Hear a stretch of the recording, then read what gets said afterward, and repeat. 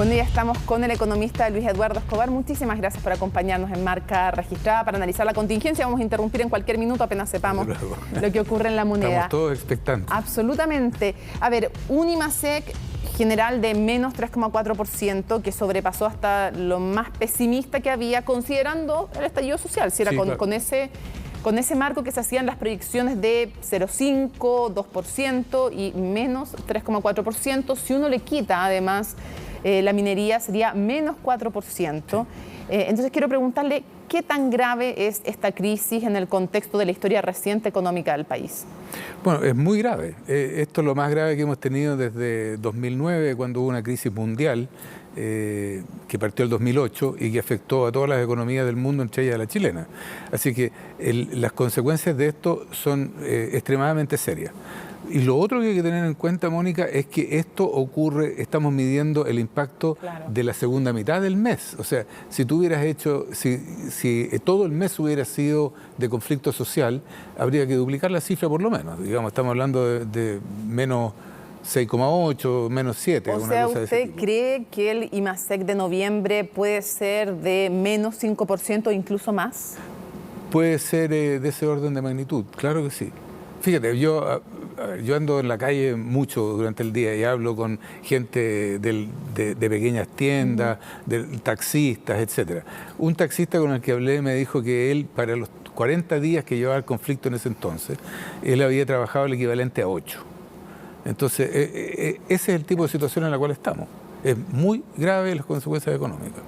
Ahora, hay quienes hoy día en la prensa decían que esto era incluso peor que lo del 2009, porque lo del 2009 había sido más gradual y se había empezado a recuperar después de manera sostenida, que esto era peor que el terremoto, que era peor que el 2009. Incluso algunos decían que era tan grave como la crisis de 1982. ¿Usted coincide? ¿O cree que no es tan grave aún? No, no creo que sea tan grave. O sea, la gran diferencia entre 1982 y ahora, y por ejemplo la gran diferencia entre lo que ocurre hoy día en Chile y lo que ocurrió en Argentina a principios de este año, es que Chile parte de una posición macroeconómica bastante sólida. Nosotros tenemos una tasa de inflación que está por debajo de la meta del Banco Central, una tasa de desempleo que, si bien ha ido creciendo, ha sido bastante razonable, en torno al 7%, un poco por abajo, hasta hace poco. Un tipo de cambio que estaba más o menos en equilibrio en los... No, ahora no, antes de la crisis. Perfecto. ¿Cómo llegamos a esta crisis? ¿Cómo nos paramos frente a ella? Exactamente. Entonces, un déficit fiscal que uno decía, bueno, mire, tal vez deberíamos hacer algo para arreglarlo porque está en 2,6, 2,5, pero que era una cosa que Chile puede financiar con un cheque, digamos, no había ningún problema. Entonces, partimos de una situación inicial en la cual estamos mucho más fortalecidos de lo que estábamos en 1982, en que estábamos endeudados hasta el cogote, o más arriba del cogote, y en cambio hoy día Chile tiene niveles de deuda que están entre los más bajos del mundo. El sector privado, las deudas que tiene en dólares están cubiertas, digamos, por sus ingresos en dólares, cosa que tampoco ocurría en 1982. O sea, las dos situaciones no son comparables. Y pensemos en otra área que todavía no hemos visto el impacto total que tiene esta crisis social, el desempleo. Porque hubo un pequeño retroceso al 7%, pero se dijo de inmediato, se advirtió, todas las autoridades económicas también dijeron, ojo, que todavía viene el golpe en el desempleo. Se hablan de que ya que se podrían perder con este estallido social 20.000 pymes y 100.000 puestos de trabajo. Cuando uno ve también los despidos por necesidades de la empresa comparados octubre, noviembre, ya empieza a ser alarmante. ¿Cuál es su proyección respecto al desempleo? Es muy difícil proyectar una tasa de desempleo porque no sabemos hasta dónde va a seguir su curso esta crisis. Esperamos de que las medidas que proponga el gobierno tiendan a fortalecer a las pymes, que son las que más sufren en esta situación. Entre la gente que yo he hablado en esta semana, hay gente que me ha dicho, mira, dueño de restaurante, por ejemplo, que me dice, mira, yo ya no puedo operar 2 turnos, así es que la mitad de la gente le tuve que decir que hasta aquí nomás llegábamos. Entonces, en la medida que esto continúe y que esta gente no puede recuperar 2 turnos, entonces esto se puede extender y puede seguir creciendo. ¿Podría llegar al desempleo, como algunos proyectan, al 10%? Esperemos que no. ¿Pero es descabellado pensar un No, no es descabellado. un desempleo del 10%? Si digamos que en noviembre, las cifras de noviembre no son tan malas como el doble de octubre, sí yo creo que vamos a estar cerca del 10%. Y si se extiende esto hacia Navidad y la gente ante la incertidumbre no gasta, y entonces, hay una encuesta que dice que el 61% de los chilenos ya decidió gastar menos en este periodo de Navidad, de fiesta. Es que es lo natural. Si tú no sabes qué es lo que va a pasar con tu empleo de aquí a fin de año, entonces lo más cuerdo es gastar lo menos posible. Hablemos también de las vulnerabilidades de la economía.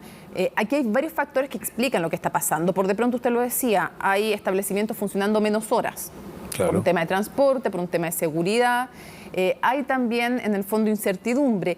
¿Qué otros factores le explicaría usted a la gente de lo que está...? Bueno, hay por de pronto también empresas que, o no sé, locales comerciales, empresas que han sido saqueadas, destruidas. Pero, ¿cuáles son todos los factores que podríamos poner sobre la mesa para explicar lo que estamos viviendo? A ver...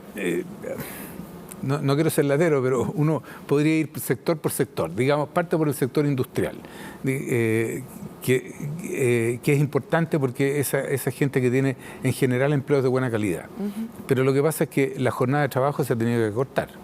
Entonces, todo lo que la gente ganaba en el mes, de alguna manera se va a ver reducido. Tenemos el sector turismo, que en esta época acelera mucho, tanto porque viene gente del extranjero, iba a venir gente para la COP25, iba a venir gente para la PEC, pero también iba a venir gente de vacaciones. E incluso he sabido de familiares que han postergado los viajes que venían en diciembre y no, mira, voy a ir de visita a Chile, pero tal vez en enero o febrero. Entonces el sector turismo, el sector industria, el sector retail, repuestos de autos, la gente posterga las reparaciones de los automóviles, suma y sigue. O sea, esto es generalizado. Entonces, si tú eres un inversionista, si tú estabas pensando ampliar tu fábrica de algo o comprarte el negocio del lado para expandir tu negocio, o arrendarlo y remodelarlo, eso lo posterga. Y vamos al tema del tipo de cambio, porque el dólar ha superado todos los máximos históricos. Ha intervenido el Banco Central una vez, la segunda vez, con 20.000 millones de dólares a través de dos tipos de instrumentos, de una manera más agresiva, económicamente hablando, de lo que había hecho la primera vez. ¿Cómo ve también el tipo de cambio y cómo explicarle a la gente a quiénes afecta? Porque efectivamente no es solo a quien afecta directamente por quien importa productos y quienes compramos también productos, todos que tienen que ver con eso, sino que afecta a toda la economía en general. Sí, no. Sí. O sea, me refiero por directa e indirectamente, a eso me refiero. Tienes razón. Lo que quiero decir es que hagamos de nuevo el contraste con Argentina. ¿Ya? En Argentina la gente tiene tal desconfianza en la moneda que si el dólar sube sube un peso, todos los precios suben un peso. Claro, la economía está mucho más dolarizada. Absolutamente dolarizada. ¿Ya? Es como en Chile después del 82. Claro. En Chile, en las vitrinas, salía el precio en dólares y decía abajo EQM, equivalente a moneda nacional. O sea, estaba todo fijado en dólares, pero uno tenía que pagar en pesos porque era una obligación legal. Eso ya no ocurre en Chile, por suerte. O sea, por eso te decía que los fundamentos macroeconómicos, las bases macroeconómicas de la economía, eran muy sólidas antes del 18. Y siguen siendo sólidas, no han cambiado mucho esos elementos. Entonces, efectivamente, el precio del dólar te pega por el lado de las importaciones. El más obvio, que todos los días lo vemos cuando andamos por Santiago, el precio de la gasolina, ¿no? Los precios de los combustibles. Y se encarecen los combustibles, se encarecen muchas cosas de la economía, porque el transporte de productos... todo lo demás tiene un efecto en cadena importante. Claro, pero lo que hemos visto en los últimos, 12 meses, es que cuando el tipo de cambio subió y se estuvo entre 700 y 740, el impacto general sobre el nivel de precios no fue tan alto como uno habría esperado. O sea, en Chile la gente creía en el sistema de precios en pesos y los efectos eran acotados a los efectos directos e indirectos medibles. Ok, pero aquí estamos viendo una subida del dólar que es por otras razones. Normalmente Hemos visto Sí, claro. subida del dólar porque pasan cosas en el extranjero, en el exterior, la guerra comercial, por ejemplo, y cuando sube el dólar es reflejo a veces de una situación exterior. Pero también ocurre, que es lo que está pasando en estos momentos, que el dólar sube porque se transforma en moneda de refugio y porque refleja también lo que está pasando en Chile, la inestabilidad en Chile. Y eso hace también que se debilite el peso, suba el dólar por otras razones, que está dando cuenta de alguna manera como un termómetro de cómo está nuestra economía. Es que no es un termómetro de cómo está nuestra economía. Yo creo que eso es muy importante distinguir entre las dos cosas. Tiene que ver con el hecho de que la gente quiere buscar un refugio. Quiere decir, mire, mis inversiones en pesos hoy día están en duda porque quién sabe qué es lo que va a pasar. A eso me refiero con que es un termómetro de la economía, en que hay algo en la economía que a la gente le preocupa y busca refugio en otra cosa que no sea el peso. Estamos de acuerdo, digamos. Pero entonces, lo que pasa es que, ¿quiénes son los que se están trasladando a dólares? Y esto es bien importante. Los que se están trasladando a dólares es la gente que tiene inversiones en pesos líquidas, ¿ya? Acciones, bonos del gobierno, papeles hipotecarios, en fin, inversiones incluso en los bancos, Sí, sí. depósitos a plazo, ese tipo de cosas. Entonces, la gente que está buscando refugio en el dólar es la que hizo subir el tipo de cambio. ¿Ya? El resto, el verdulero de la esquina no hace eso, ni el grueso de la gente. Entonces, lo que provoca esto es lo que se llama una fuga de capitales. Sí. ¿Ya? La búsqueda de un refugio en una moneda más estable que la nuestra. Y eso genera estas consecuencias. Lo voy a interrumpir porque vamos a la Sí. moneda. Ahora están Fantástico. anunciando las medidas, así que estupendo porque después las podemos conversar juntos. Vamos entonces a la moneda, donde se van a dar a conocer medidas económicas. Va a hablar ahí entonces el ministro de Hacienda, Ignacio Briones, acompañado del titular de Interior y también del de Economía. Bueno, muy buenas tardes. Pedimos disculpas por la demora, siempre hay ultimación de detalles, así que gracias por la paciencia. Queremos presentar como Gobierno, como Ministerio de Hacienda, nuestra agenda de protección del empleo, la reactivación económica, reconstrucción y apoyo a las MIPYMES. Hemos conocido las cifras de actividad económica del mes de octubre. Los resultados, ustedes lo saben, son muy negativos y son preocupantes. El IMASEC anota una caída de 3,4%. Se trata de la mayor baja desde julio de 2009. Estimamos que las cifras de noviembre también serán negativas. Y con la nueva información disponible en el Ministerio de Hacienda hemos corregido a la baja el crecimiento para 2019 a un 1,4%. Y para 2020 nuestro escenario central también se reduce a un rango de crecimiento entre 1 y 1,5%. Estos no son meros números. Implican que miles de empresas y empleos están hoy en riesgo, impactando fuertemente a muchos de nuestros compatriotas. Las pequeñas y medianas empresas han sido particularmente afectadas.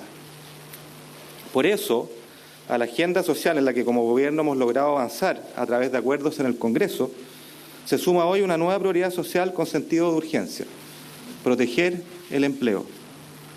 Las causas detrás de esta situación son evidentes. La violencia, los saqueos y la destrucción tienen frenada la economía, con costos enormes para los chilenos. Mientras el país no retome la cotidianidad, la actividad económica funcionará a media máquina, se producirá a media máquina, se invertirá a media máquina y se afectará al empleo. Nuestra economía tiene fundamentos sólidos, instituciones sólidas, un sector empresarial sólido y trabajadores comprometidos que quieren trabajar. Hemos estado atentos a esta compleja realidad económica, que hemos monitoreado pero que nos ha sorprendido por su magnitud y rapidez.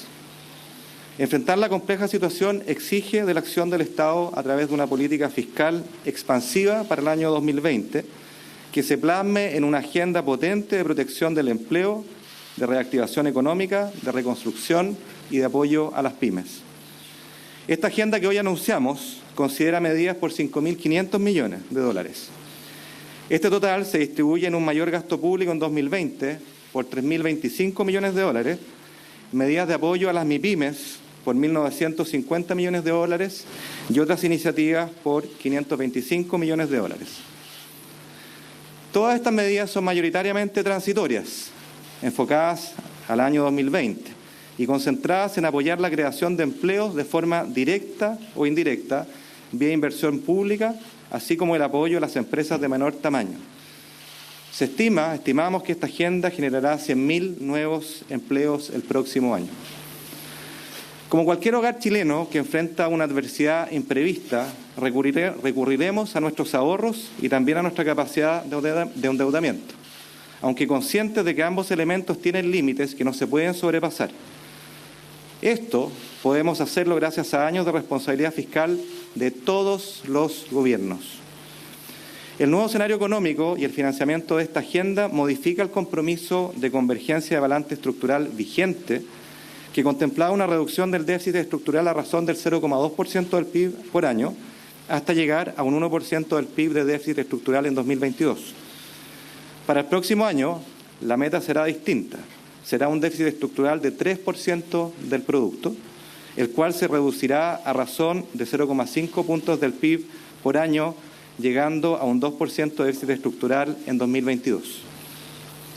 En este escenario, el gasto crecerá un 9,8% real en 2020, comparado con la ley de presupuesto del año 2019. Se trata del mayor incremento desde el año 2009. Por su parte, el déficit fiscal se elevará hasta 4,4% del producto el próximo año, cifra relativamente similar al déficit de 4,3% del PIB registrado en el año 2009.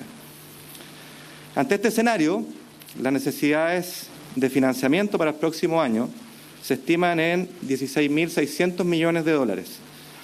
Ellas se financiarán con emisión de deuda por hasta 9.000 millones de dólares, según consta en la recientemente aprobada ley de presupuesto, 40% del cual será en moneda extranjera, y este monto será complementado con unos 7.600 millones que provendrán de los activos del Tesoro Público en moneda extranjera.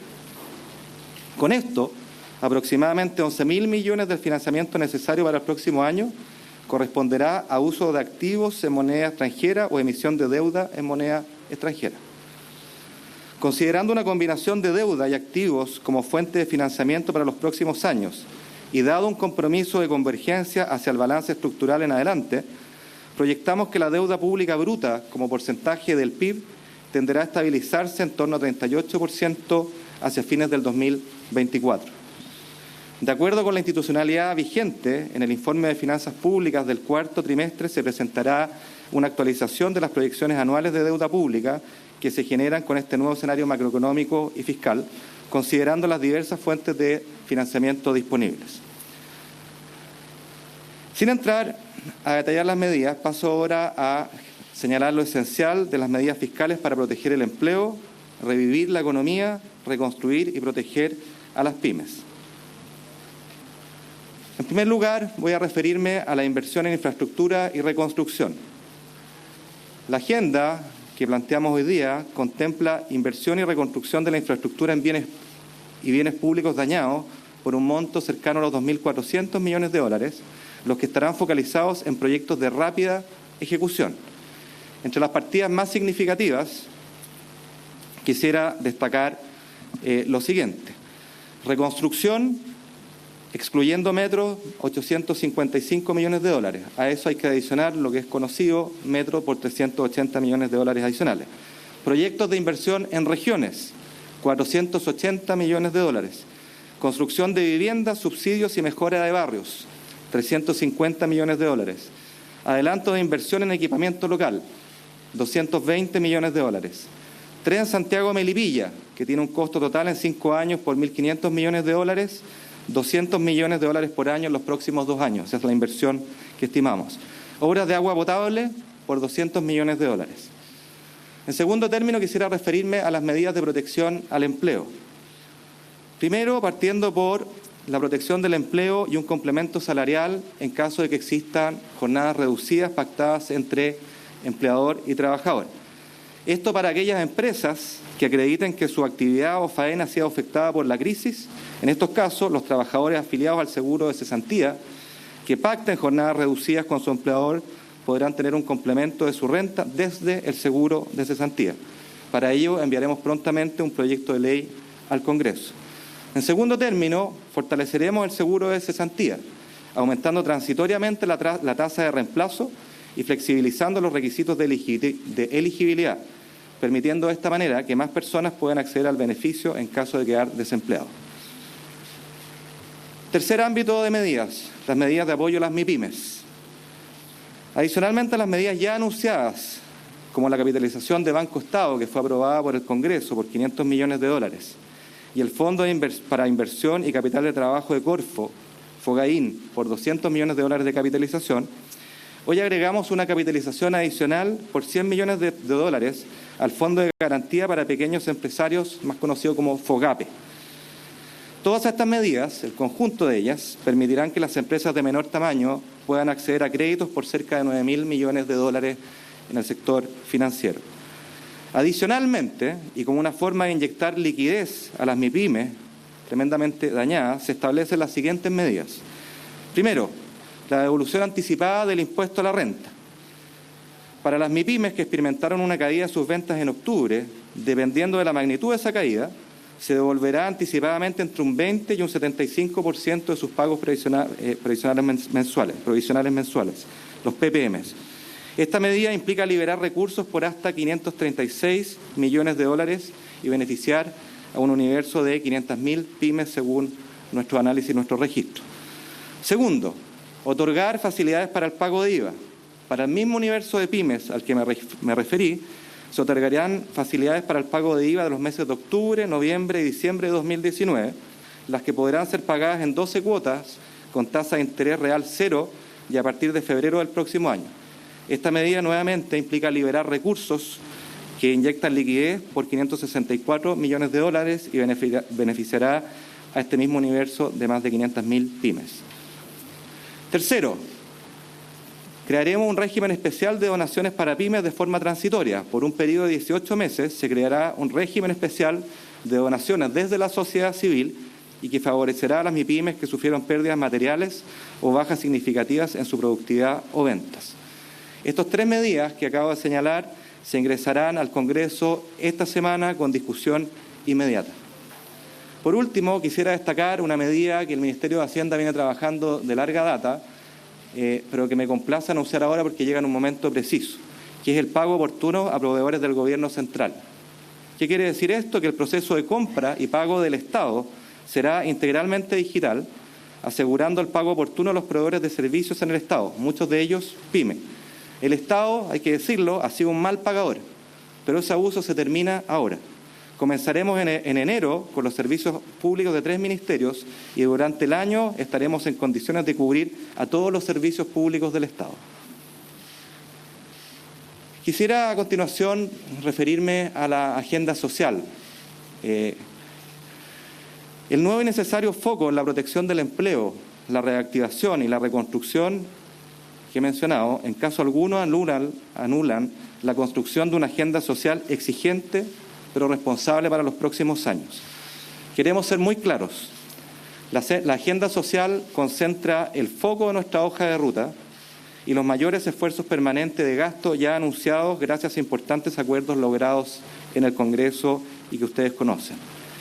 Sin embargo, es probable que muchas de estas medidas no sean bien conocidas por todos los chilenos y chilenas, en parte porque ellas se fueron dando a conocer por parcialidades de acuerdo con la coyuntura, sin una mirada de conjunto, error que asumimos.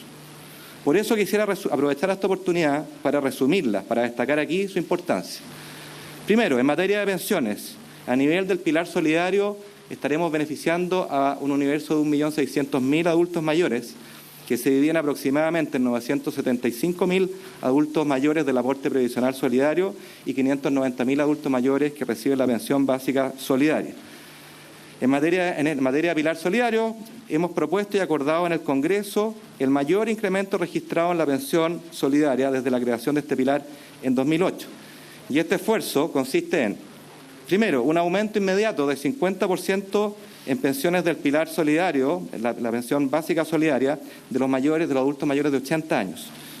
Segundo, un aumento del 30% en la pensión básica solidaria de los adultos mayores de entre 75 y 79 años, alcanzando un aumento completo de 50% el año siguiente. Por último, un aumento inmediato del 25% de la pensión básica solidaria de los adultos mayores entre 65 y 75 años, que sube a 40% el año siguiente y completa un alza de 50% el año 2022, en enero del 2022. Por último, en línea con lo anterior, se establece un aumento de 50% de la APE+, que define los aportes del aporte previsional solidario. Segundo, siempre en pensiones, respecto al pilar contributivo y en una medida que beneficiará a cerca de 740.000 adultos mayores del pilar contributivo. Quisiera subrayar acá, porque esto es menos conocido, pese a estar contenido en el marco de entendimiento presupuestario logrado en el Congreso, que hemos reservado 800 millones de dólares para que una vez aprobada la reforma previsional del pilar contributivo, podamos aumentar de forma inmediata y en una proporción significativa las pensiones de los chilenos de clase media del pilar contributivo. Se trata de una transferencia transitoria por 2 años que permite acelerar la transición del componente solidario de pensiones una vez aprobada esta ley. Eso respecto a pensiones. Déjeme referirme al transporte del adulto mayor. Como es sabido, se ha acordado y se ha aprobado, incluida en el presupuesto de este año, una rebaja nacional a la mitad, es decir, un 50% en la tarifa del transporte para mayores de 65 años, medida que beneficia un universo de casi 2 millones de adultos mayores a lo largo de todo Chile. Ingreso mínimo. Como ustedes saben, en el Congreso se discute un proyecto de ingreso mínimo que plantea un ingreso mínimo garantizado de 350.000 pesos brutos, una medida que estimamos beneficiará a casi 500.000 personas. Se trata de una medida que entrega un subsidio directo al trabajador, lo recalco, al trabajador, sin discriminarlo por dónde trabaja y que es particularmente importante en el periodo económico adverso que enfrentamos. Queremos decir acá que manifestamos nuestra voluntad a conversar para mejorar el proyecto actual, de eso se trata, y de esta forma lograr su rápida aprobación en beneficio de miles de trabajadores y trabajadoras de Chile. Destacar además lo que se ha avanzado en materia de rebaja del precio de los medicamentos con el objetivo que disminuyan a los niveles de otros países. Hemos acordado reformas potentes en esta materia, en materia de medicamentos, un sector clave donde han existido abusos, particularmente afectando a los chilenos de menores recursos. Estos abusos, lo decimos con claridad, no tienen justificación y definitivamente no seguirán ocurriendo. Además de una serie de iniciativas contenidas en la Ley de Fármacos 2, en discusión en el Congreso, hemos acordado, y esta es una medida nueva en el Parlamento, que Senabast compre masivamente remedios a menor precio y pueda venderlos a cualquier persona natural, con entrega directa en su domicilio. Este cambio de paradigma tomará algún tiempo en implementarse, como es fácil de comprender, pero lo haremos con sentido de urgencia, porque es una medida que revolucionará el sector de medicamentos e implicará rebajas de precios sustantivas que aliviarán el bolsillo de todos los chilenos y chilenas. Como resumen de esta agenda social y el punto que me interesa remarcar, hemos tenido, decía yo, medidas que se han conocido de a poco, a gotas, y es el momento de empaquetarlas, de conocerlas con una visión de conjunto. En definitiva, todas las medidas que he mencionado, las medidas de la agenda social, implican un esfuerzo financiero muy importante que denota un claro cambio de prioridades en la dirección correcta y en la voluntad de dar solución a un conjunto de urgencias sociales. Se trata de un gasto total superior, y lo subrayo, a los 5.000 millones de dólares entre 2020 y 2022. 5.000 millones de dólares entre 2020 y 2022. Quisiera terminar estas palabras con un llamado, con una mención, una invitación a construir una hoja de ruta social compartida. Siempre en la agenda social. Durante muchos años nos fuimos capaces de ver y empatizar a cabalidad con sentidas demandas en materia de pensiones, transporte, salud, remedios, ingresos laborales mínimos, entre otros. Es hora de reconocer esta omisión por parte de todos quienes somos o hemos sido autoridades. De lo que se trata ahora es de enmendar definitivamente el rumbo y trazar una hoja de ruta social compartida que nos permita seguir avanzando de forma creíble y responsable. No podemos volver a fallar aquí ni deshonrar las expectativas que los chilenos y chilenas depositan en nosotros. En lo que sigue, los sucesivos gobiernos deberán comprometerse a mantener y profundizar esta hoja de ruta social de forma clara en el tiempo, de forma transparente de cara a la ciudadanía y con hitos verificables en el tiempo. Creemos que los chilenos y chilenas entienden las limitaciones para no poder hacer todo lo que quisiéramos hoy de una sola vez, pero no entenderían que no pudiéramos seguir avanzando mañana. Esta agenda, esta hoja de ruta social compartida debe ser una prioridad. Y es por eso que la invitación abierta, dialogante y de buena fe es a que busquemos un acuerdo y un compromiso de cara a la ciudadanía sobre cómo seguir avanzando en este necesario recorrido en los años a venir. Se trata de construir juntos esta hoja de ruta reformista para avanzar decididamente hacia un país más justo, solidario, con menos abusos y que aspira a que nos reconozcamos como iguales en trato y dignidad. Pero ello debe hacerse con responsabilidad, debe hacerse con exigente gradualidad en lugar de saltos al vacío. Se trata, en definitiva, de tener un reformismo gradualista. Pero para avanzar en esta dirección es vital también restablecer la senda de crecimiento, lo que a su vez requiere el compromiso de todos y todas de buscar un acuerdo que condene sin tapujos y ponga fin a la violencia y a los trastornos que hemos vivido. Es un deber de todos los chilenos y chilenas, y no solo de quienes somos autoridades, porque no nos engañemos, sin crecimiento económico se hacen inalcanzables los avances sociales que queremos en pos de un Chile más unido y en que todos participemos de mejor forma del desarrollo. Muchas gracias.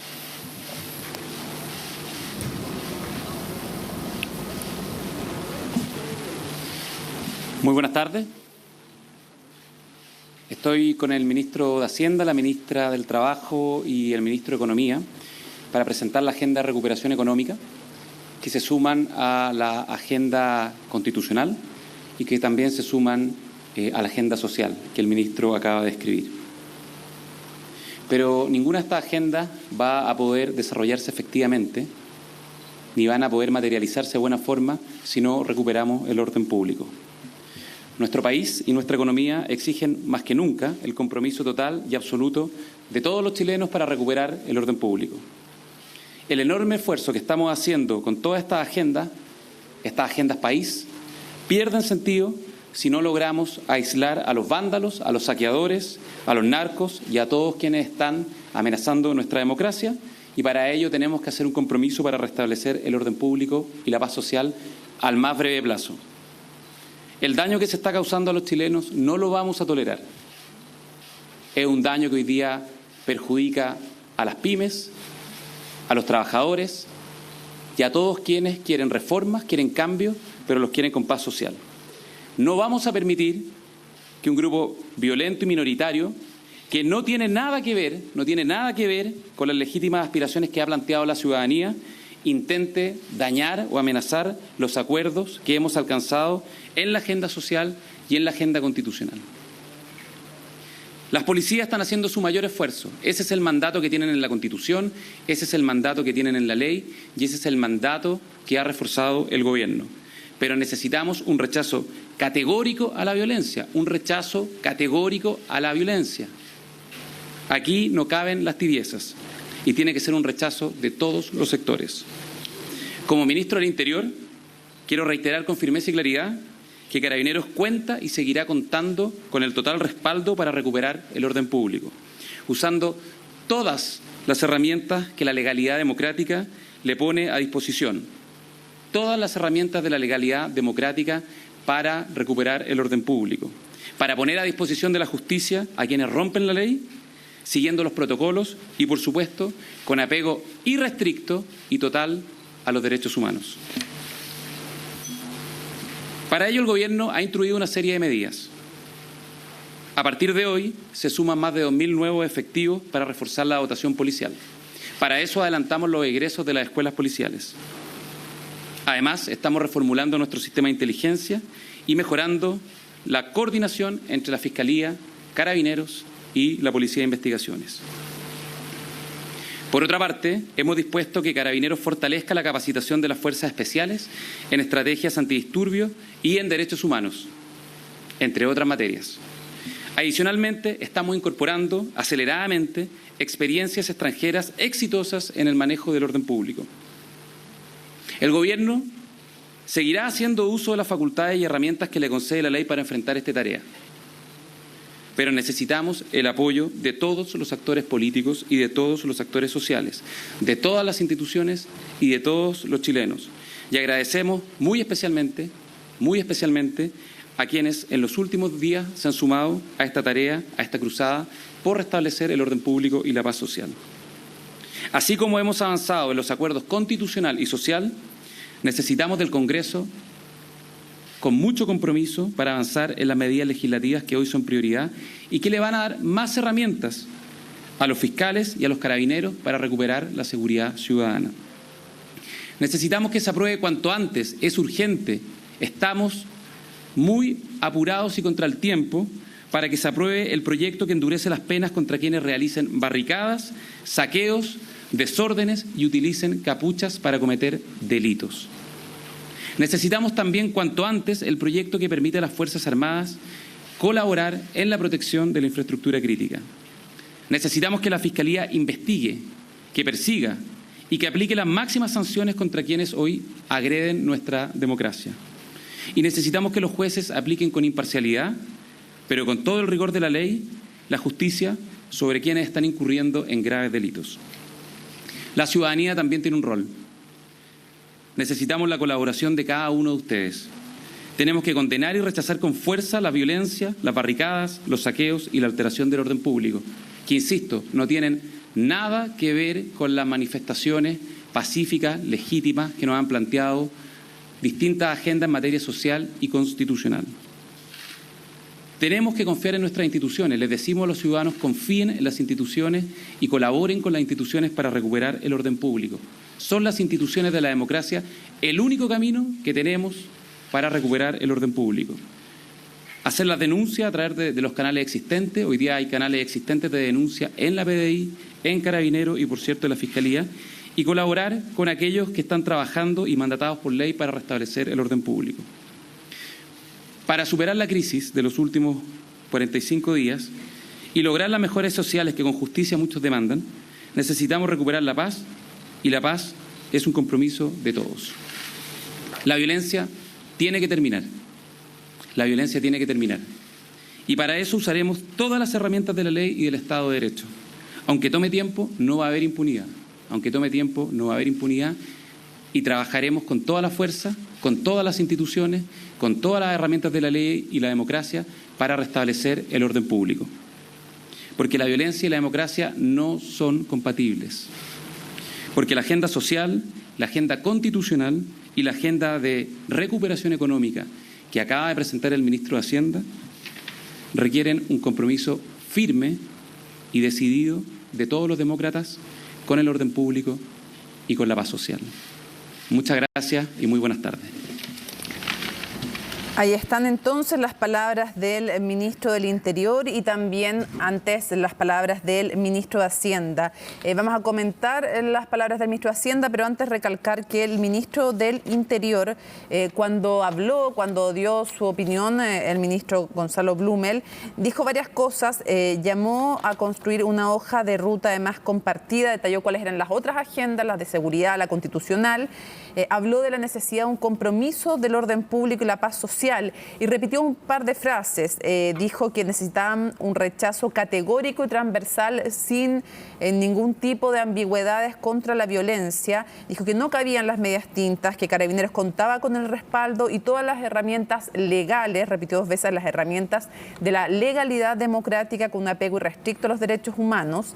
Dijo también cuáles eran las medidas que están tomando respecto de Carabineros, de fuerzas especiales, énfasis en derechos humanos, adelantamiento también de las formaciones que tenían varios carabineros que se reciben antes, un tiempo antes, para que puedan entrar en funciones. Habló también del apoyo de experiencias extranjeras, de policías extranjeras exitosas, y dijo que necesitaban el apoyo de todos los sectores políticos, sociales, instituciones, y dijo que aunque tomara tiempo, tampoco respecto de quienes habían cometido hechos de violencia iba a haber impunidad, y dijo que la violencia y la democracia no eran compatibles, no podían estar juntos, y agradeció a quienes se habían sumado en los días recientes a este compromiso contra la violencia, y recalcó que el accionar de Carabineros tenía que ser también en el marco de la legalidad democrática y los derechos humanos.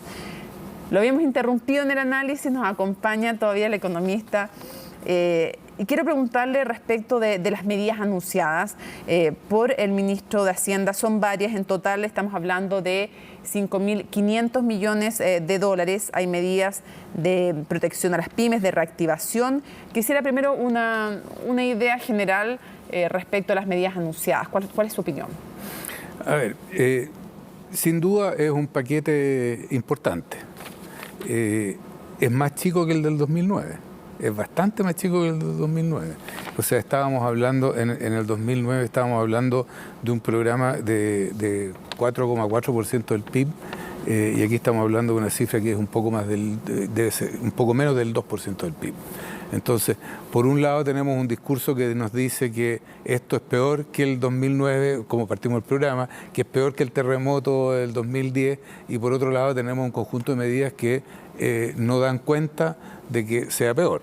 Entonces ahí me causa un cierto grado de inconsistencia entre las dos cosas. Pero cuando el ministro de Hacienda hacía la comparación, él decía, porque han bajado los límites del nivel de endeudamiento en comparación con lo que teníamos en el 2009, y él decía que este va a ser en el fondo uno de los paquetes más importantes desde el 2009, y dice sí, claro, que vamos a llegar el 2020 a un 4,4% de déficit, y cuando compara además también la mezcla entre deudas y activos, dice que la deuda se va a estabilizar recién en el 2024 en alrededor del 38%. Entonces, cuando él hace la comparación, dice que son cifras más o menos similares, porque también los contextos han cambiado, me imagino. Sí, claro. O sea, yo creo que, como decíamos al principio, o sea, Chile está en una posición macroeconómica bastante sólida antes de la crisis, ¿no? Entonces, el punto es, si acaso con esto, los agentes sociales, que son los que generaron la crisis, al decir dignidad, mejores sueldos, mejores pensiones, etcétera, etcétera, consideran que esto es un paso importante en la dirección a que ellos apuntan. ¿Es un paso importante, le parece a usted? Yo creo que es un primer paso. No sé si acaso es tan importante como debería ser. Yo creo que aquí, digamos, hay compromisos desde el punto de vista fiscal de más gasto, que son importantes sin duda. Yo lo que pongo en duda es si acaso son lo suficientemente contundentes, pero sin duda son importantes. Y lo otro es si acaso aquí no estamos hablando de ninguno de los cambios estructurales que están detrás de los reclamos sociales que se hicieron a partir del 18 de octubre. Ahora, ¿esos se pueden anunciar en este momento o requieren mucho más tiempo porque requieren justamente consensos con la oposición? Bueno, mira, déjame citar a John Kennedy, el presidente de Estados Unidos. Cuando él hizo el anuncio de que en 10 años más iban a poner un hombre en la luna y los iban a traer de vuelta vivos y sanos, ¿no? No habían los cohetes que podían hacer eso, no había la tecnología que podía hacer eso, había que hacerlo todo, ¿no? Pero él lo que señaló es un rumbo.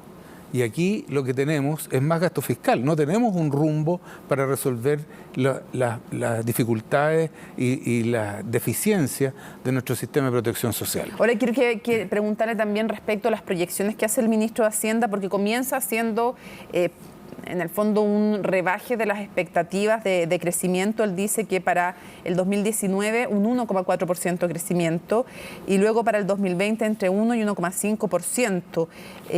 Dice que evidentemente hay empleos en riesgo, que es complejo, que las causas además están en la violencia, en los saqueos, la destrucción y una economía frenada, y que mientras no se retome la seguridad y el orden y el desarrollo normal de la economía, la situación va a seguir siendo crítica. ¿Las predicciones que él hace y la rebaja de proyecciones, le parece que está en la línea correcta? Corresponden básicamente a lo que se ha estado hablando entre los distintos analistas. Una tasa de crecimiento de este año de un poco menos del 1,5% parece estar... Si creciera 0 en el último trimestre, está en línea. Si el crecimiento de noviembre y diciembre es negativo, va a ser menor que eso. ¿Ya? Básicamente el supuesto que hay detrás del 1,4 del ministro es que es 0 en noviembre y diciembre. Si nos encontramos con un IMASEC parecido al que acabamos de recibir hoy día, puede ser peor. Ya. ¿Y para el 2020 1 a 1,5%? Eso parecería razonable en la medida que se puede ir desarrollando parte de la agenda que el ministro ha presentado, sin duda. Ahora él está hablando además de una política fiscal expansiva para el año 2020. Sí, claro. Estoy revisando las cifras de lo que decía. Habla de 16.000 millones de endeudamiento. 11.000 provienen de activos y es una mezcla entre deuda y activos, da el compromiso de que la deuda se estabilice por ahí respecto del PIB, un 38% hacia el 2024, cambiando también porque lo dice, hay que cambiar las metas de reducción de déficit, hay que cambiar todo aquello dado la necesidad, que en eso parece haber consenso evidentemente, de estimulación de la economía. Y en ese sentido, él, para hacer un breve resumen, para ir cerrando la conversación con usted, señor Escobar, él dice, habla de infraestructura y reconstrucción, ahí habla, por ejemplo, 2.400 millones de dólares de ejecución rápida, habla de empleo, que si se pacta reducción de jornada y las empresas demuestran que tienen que reducir jornadas por la crisis social, van a poder acceder a un complemento vía el seguro de cesantía y que se va a fortalecer con más tasa de reemplazo y con flexibilidad en los criterios de elegibilidad. También habla de las MIPYMES. Aparte de lo que se había dicho respecto al Banco Estado, se habla de una capitalización adicional de 100 millones de dólares para el FOGAP. Habla en el fondo que van a poder acceder al un total de 9.000 millones de dólares en créditos. Y se habla de algo bien importante también, pago oportuno del Estado. Dice, el Estado ha sido un mal pagador, además. Pésimo. Sí, lo reconoce y dice, ese abuso se termina ahora.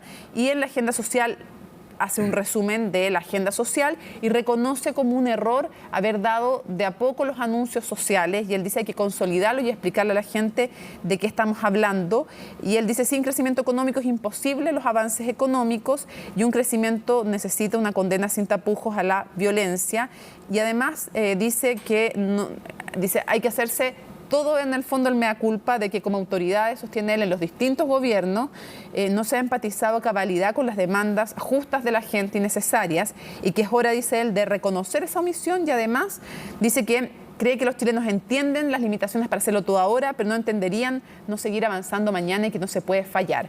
Con todo este resumen que hacíamos, me gustaría también entender si le parece que las áreas donde se apunta en reactivación son las adecuadas. Para cerrar, y el espíritu con el que también se manifiesta el ministro de Hacienda. A ver, yo creo que el espíritu del ministro de Hacienda tiene que ser agradecido. Como estábamos conversando fuera de cámara, este es un ministro de Hacienda que por primera vez habla en castellano y le habla a la gente. Claro, eso es lo que hablábamos en el fondo antes fuera de cámara. Claro. No lo agradecido. Entonces, desde ese punto de vista, yo creo que es muy bienvenido tener un ministro de Hacienda que por fin le habla a la gente. En fácil, ¿no? Y con otro tono. Y con otro tono, y con otro estilo, y qué sé yo. Se nota que estudió ciencias políticas, además de economía, digamos, ¿no? Así que eso es muy importante.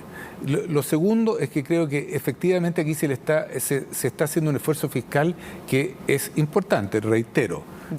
No estoy seguro de que sea suficiente. Y mi crítica fundamental iría de que aquí no hay ninguna medida de carácter estructural. Y eso es algo que van a tener, dice usted, que abordar en el fondo. Y eso es fundamental. Todos los sectores políticos. Pero claro que sí, estamos hablando de no más AFP hace muchos años, estamos hablando de educación pública gratuita hace muchos años, y esas cosas están totalmente ausentes del discurso. Y déjame añadir una cosa antes que me eche. Sí, vamos con el siguiente panel que nos está esperando. Una sola cosa. Yo creo que aquí yo coincido de que la violencia es mala. Nunca he apoyado la violencia. Creo que ese no es el mecanismo. Pero echarle la culpa de esto exclusivamente a la violencia es un error garrafal, porque eso impide hacerse cargo de los problemas estructurales. Ahora, usted lo entendió así, porque yo lo entendí, no como que esto era culpa solamente de la violencia, sino que diciendo mientras no se termine con la violencia es difícil recuperar la economía.